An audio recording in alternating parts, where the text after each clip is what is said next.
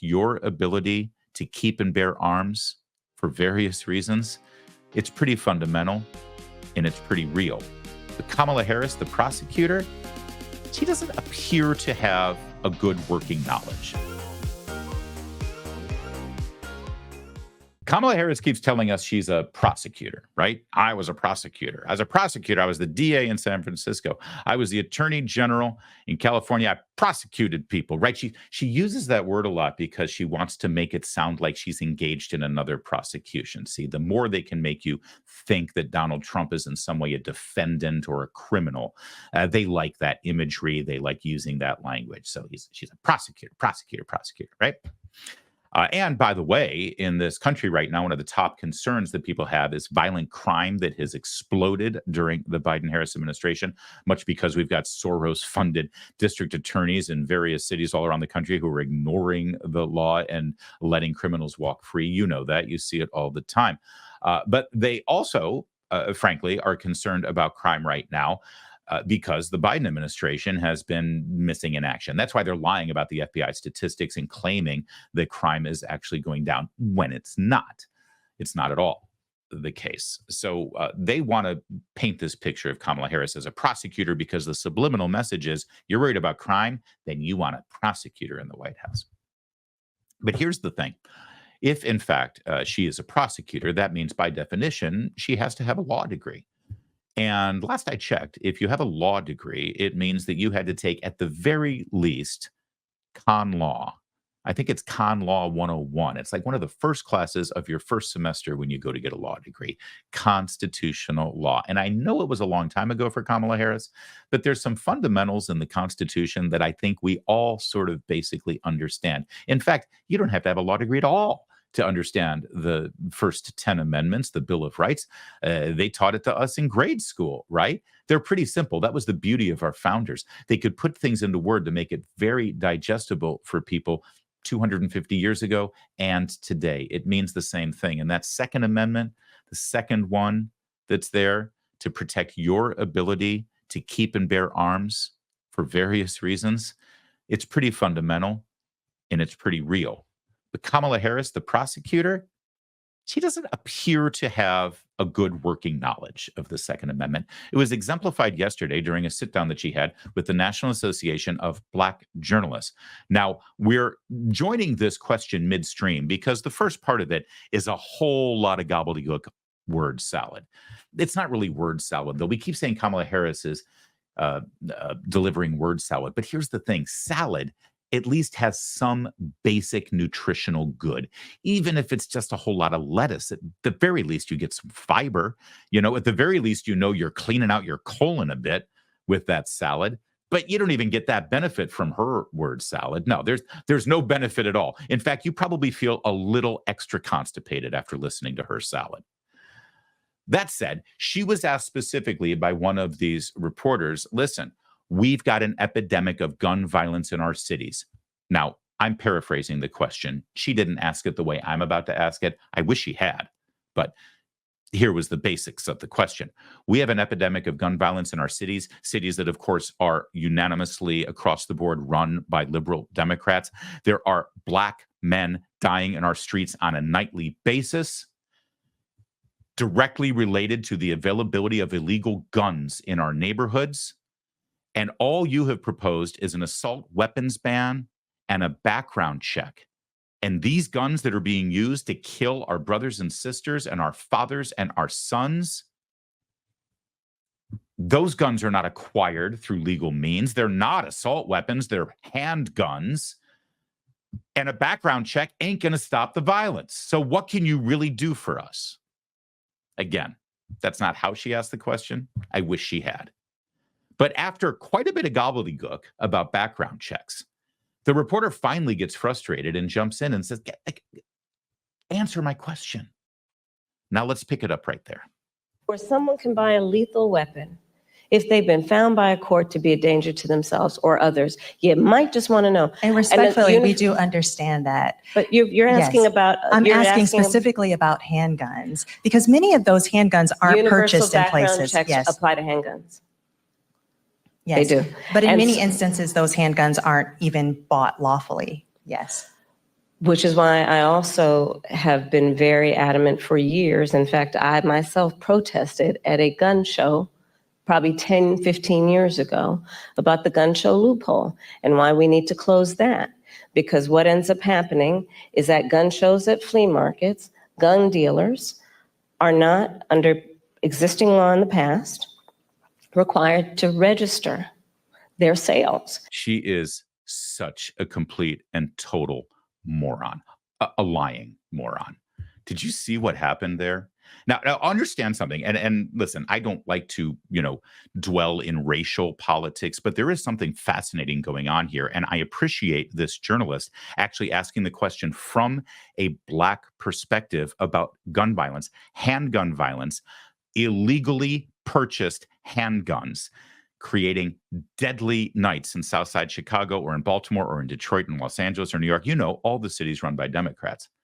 I appreciate her calling her out, saying, no, the violence in our community, it's not from assault weapons, and it's not going to be solved by a background check. There's something else going on here, right? Think about this for a minute. Kamala Harris, all you hear her talk about is an assault weapons ban, assault weapons ban, assault weapons ban. Who does that message appeal to? It appeals to white suburban mothers who are terrified about sending their children to an elementary school because they think there's going to be a school shooting. Because the assault weapon, sadly, and by the way, before you even put it in the comments, I know there's no such thing as an assault weapon. They can't define assault weapon. They don't know what an assault weapon is. There's no such thing as an assault weapon. Every gun, theoretically, is a weapon that can be used to assault someone. It's gobbledygook. It's political wordplay. They never will define what an assault weapon is because they want to be able to put anything into that category because they don't care about what they're banning. They care about being able to have the power to ban them. And then they'll just throw everything into the category of assault weapon. All right, so I get that. I know that. But so that we can engage in this conversation, let's use their language. They like to say that AR-15s and the like are assault weapons that they wish to ban, right? And sadly, oftentimes, those are the guns that are used in these horrific school shootings. Now, as bad as school shootings are, when it comes to the overall violence in this country, especially gun violence, it's kind of a pimple on the butt, statistically speaking, compared to all of the gun violence that we're seeing in this country, specifically inflicted upon the African-American community in our major cities. That's why this woman is asking this question, because you talk about gun violence and all you want to talk about is the thing that's going to get you votes from white suburban women, but it ain't going to make a difference in our community. You want to make a difference in our community and save our children's lives, you're going to be focusing on illegally obtained handguns, and she's nowhere to be found there. That's why this is such a powerful question. But I need to pick it up one more time so you can see what happened here.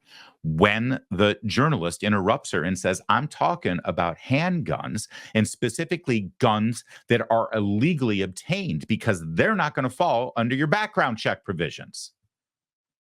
So watch what she does. Handguns aren't purchased in places. Universal background checks apply to handguns. Yes. They do. But in many instances, those handguns aren't even bought lawfully. Yes. Which is why I also have been very adamant for years. In fact, I myself protested at a gun show probably 10, 15 years ago.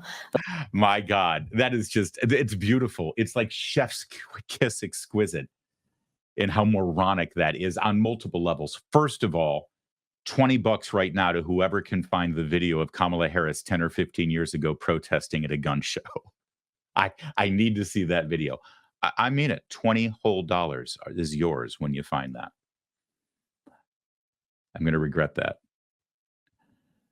Secondly, the question was specifically that these guns that are killing our neighbors, our community, are obtained illegally purchased guns. And she hears that and immediately says, yeah, that's why we need to close the gun show loophole. Madam Vice President, Madam Senator, Madam Attorney General, Madam District Attorney, Madam Prosecutor, Madam Law Degree. Gun show purchases are not illegal purchases. Gun show purchases are legal. She raises the question of illegally obtained firearms, and she immediately says, yeah, that's why we have to close the gun show loophole. She is like a Mad Libs of left-wing policy positions from the last 20 years. No matter what the challenge is, no matter what the issue is, just fill in the blank and she'll grab something. Gun show loophole, that's a thing. I remember us talking about that one time. I'm sure I signed a letter that raised money on gun show loopholes. Here, just fill that in, gun show loophole. There, you got your answer. Can we move on, please? Gun show loophole. Yeah, you know, a lot of gangbangers in South Side of Chicago, when they need to get a gun, they need to get a 38 special. They're going to go to a gun show. They're going to drive out there to Skokie, and they're going to wait for the local Rotary Club to open up so that they can get their gun at a gun show. You moron. If she weren't so dangerous, it would be funny. People are dying because they're buying guns from the trunk of a car in a back alley. And the prosecutors, the Democrats who are the prosecutors in those cities, are doing nothing about that because they don't care, because there's no votes there. Where are her votes? Assault gun bans, assault weapon bans. Now, you're going to hear a little overlap in this video because there's two that both contain similar information, but she goes on and on about the assault weapons ban. But get this. Well, I want you to see it first, and then I'll echo what she said. Yes. Which is why I also have been very adamant for years. In fact, I myself protested at a gun show probably 10, 15 years ago about the gun show loophole and why we need to close that. Because what ends up happening is that gun shows at flea markets, gun dealers are not, under existing law in the past, required to register their sales.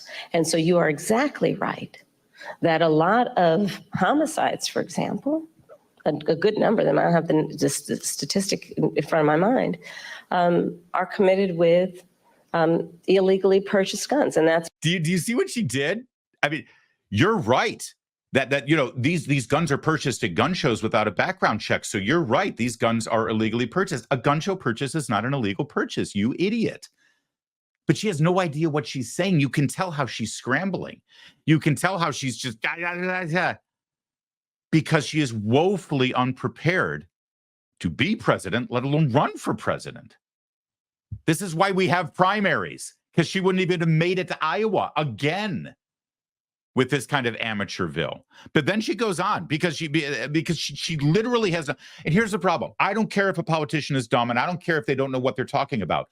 But if you're going to violate my Second Amendment rights, and you're going to make the case why you can confiscate weapons that are legally purchased and owned in this country, you better know what the hell you're talking about. It's bad enough that a politician wants to infringe on your rights.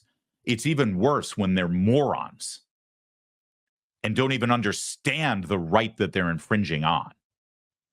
That's why we need to address each entry point in the issue, including universal background checks, closing the gun show loophole, and what we need to do as a general matter to focus not only on reaction to crime, but prevention of crime.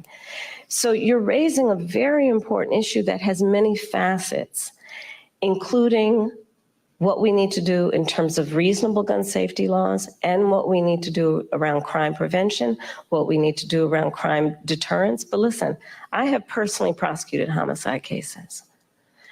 I have held the hands of mothers who have come to me crying, who have said, I only want to talk to Kamala, because they knew when they sat down, I would treat them with the dignity and respect that they were entitled and due about the loss of their child, often their son, to gun violence and the need to take it seriously. And we must take it seriously in every way, understanding it's not just about a soundbite. It's about a comprehensive approach that deals with the tragedy of, to your point, everyday gun violence in America. It's real. It has had a profound impact in terms of trauma that for the most part has gone undiagnosed and untreated. The trauma that exists in communities around the violence of losing their children, losing a brother, losing a father, an uncle, all of that must be addressed. And we have to have a holistic response to it. Yeah. And then she went on to say, hey, I'm not trying to take anyone's guns away. I mean, I own a gun. Tim Walz owns a gun. No one's trying to take your guns away, but we do need an assault weapons ban, which means that they are trying to take people's guns away. I'm not trying to take anyone's guns away, only if it's this kind of gun. This is like when she said, I'm not interested in confiscating anybody's guns. We're just going to do a mandatory buyback program, which now she claims she doesn't support, but she did just 4 years ago. A mandatory buyback program. Think about that language for just a quick moment, because it is the personification of Orwellian doublespeak here when it comes to the Second Amendment policies of the Democrats. A mandatory buyback program. Let's start with buyback program. The government is going to buy a weapon back from you, but a buyback suggests that you purchased the gun from the government in the first place, right? See, let's say you purchased the gun from Walmart. Well, then if it were a buyback program, it would be Walmart buying your gun back because you made the initial purchase from Walmart. So it's not really a buyback program, is it? It's the government taking your gun and then deciding what kind of money they're going to throw your way to make up for the fact that they just infringed on your Second Amendment right and took your personal private property from you, right? But it's a buyback program, not a gun confiscation. And then let's start with the first word there, the mandatory part. Yeah, it's not gun confiscation. It's just a buyback program that's mandatory. We're not confiscating guns. You just have to give us your gun or else we'll throw you in jail. But it's not gun confiscation. No, it's a buyback program, a mandatory buyback program. What if you don't want to sell your gun back to us? Oh, you don't have a choice. It's mandatory. You don't want to give it to, I mean, it's mandatory. You have no choice. You're going to keep your gun? Are you? Boys, send in the troops and confiscate those guns. And then we'll give you $40. But don't call it gun confiscation, because that's not what it is. It's a mandatory buyback program. If there's any doubt who Kamala Harris is and where she stands on your basic constitutional rights, and it doesn't get much more basic than you being able to defend yourself, defend your property, defend your family with a lawfully purchased gun. If there's any question, let's check out the prosecutor from many years ago.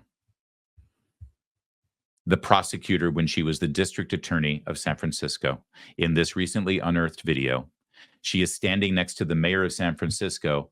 You recognize him. That's right. Back then, he was just Mayor Hair Gel. Now he's Governor Hair Gel, Gavin Newsom. And they're talking about new anti-gun legislation in the city of San Francisco, which, by the way, is absolutely dominated by Democrats. So if you want to see the perfect utopia of gun laws put into action to, stamp out horrific gun violence in communities, if you want to see the utopia of how Democrats get things done, just take a look at San Francisco and, frankly, California at large, because they've had their way. They've been able to pass whatever laws they want about guns, about taxes, about spending, about education, about the homeless, about what, you name it. They get a blank check in that state because Republicans have zero voice. So you want to know how their really great anti-gun legislations, as you see on the Chiron there in San Francisco, worked out? Just take a look at the crime statistics in San Francisco, and you'll have a really good idea of how good they are. But here she was as the district attorney talking about this legislation that she championed, that she was celebrating, and how your rights fit in with that legislation. responsible behaviors among everybody in the community. And just because you legally possess a gun in the sanctity of your locked home doesn't mean that we're not going to walk into that home and check to see if you're being responsible and safe in the way you conduct your affairs. Did you catch that? Because it's a little off mic, but it's worth repeating. A gun in the sanctity of your locked home doesn't mean that we're not going to walk into that home and check to see if you're being responsible. Just because you have a gun and possess it in your locked home doesn't mean we're not going to enter that home and make sure that you're handling that gun responsibly. Responsibly based on the opinion of Gavin Newsom and Kamala Harris, because they're gun experts, in addition to being constitutional law experts. You own a gun, you purchased it legally, lawfully, constitutionally. You keep it in your home that you own, the privacy and sanctity of your private property, your private abode. But in Kamala Harris's world, in Kamala Harris's San Francisco, there's nothing stopping her and her goons from breaking down your door and making sure that you're responsibly owning that gun based on the standard that she has decided. That's Kamala Harris's San Francisco, and, well, your town as well. Coming the day after Election Day in November if we don't stay focused.